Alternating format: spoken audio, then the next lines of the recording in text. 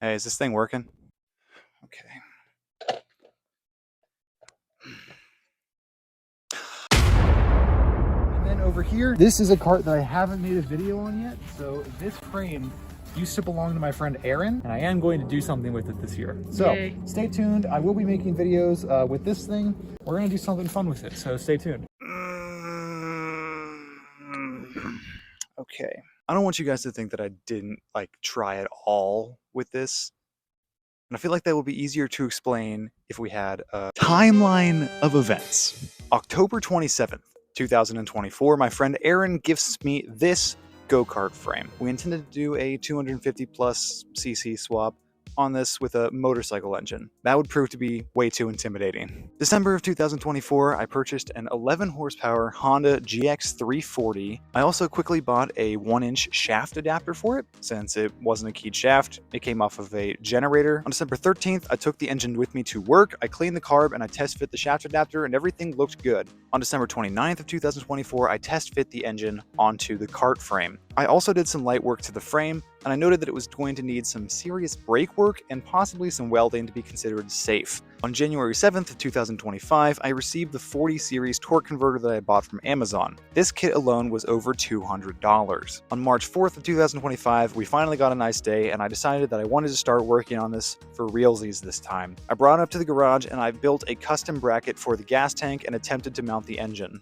I also test fit the torque converter assembly, only to come to a sobering realization. See, somebody has welded these rims onto the axle, meaning that there is no way to take it apart. The only solution to this problem would be to cut the axle in half and then take it apart from there. This would mean I would have to buy a whole new axle, whole new rims, and all new tires. March 4th would be the final time that I ended up working on this kart, because I realized if I was going to invest more money into this, it would be hundreds of dollars. On the one hand, it was a gift from a good friend of mine, and that meant a lot to me, but on the other hand, I've kind of already been here. I've already built a single-seater go-kart on this channel, and not only did that make me a little bit hesitant to make videos on this thing, it also just kind of felt like there was nothing to be gained by doing the same thing again. Plus, again, those parts were expensive, and that was a tough pill to swallow, so I just never swallowed it. Anyway, last month, I asked my friend Aaron for permission to sell it. His permission was given, and so I listed this kart for sale on Facebook Marketplace. People are eventually going to realize that I have a pretty bad Facebook Marketplace addiction. As long as I don't realize it, I think I'm going to be all right. Anyway, I listed the kart for sale. And Marketplace actually informed me that over 1,000 people viewed the listing. Of that number, I got a total of 3 responses. One guy who told me he'd think about it, one guy who tried to trade me for a wheel horse riding mower that I just frankly wasn't interested in, and well, then there was a third guy. He offered me a trade that piqued my interest. I don't actually know what I'm going to title this video, so I don't know if I already gave away the surprise, but it's something that you guys will see in just a moment. But before that, let us bid one final fond farewell to the black go-kart.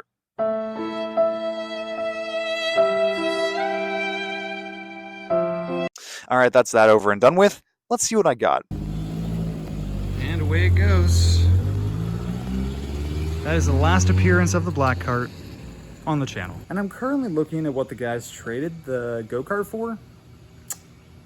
I kind of feel like it was almost unfair. Here's what we got.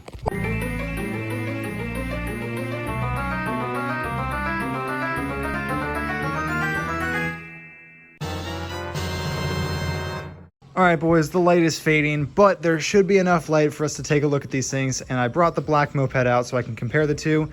If you're new to the channel, this is my 1983 Honda PA52. I absolutely love it. I've had this for a year and a half, and I got it running after it sat for 3 years in a very bad state, and now it works great.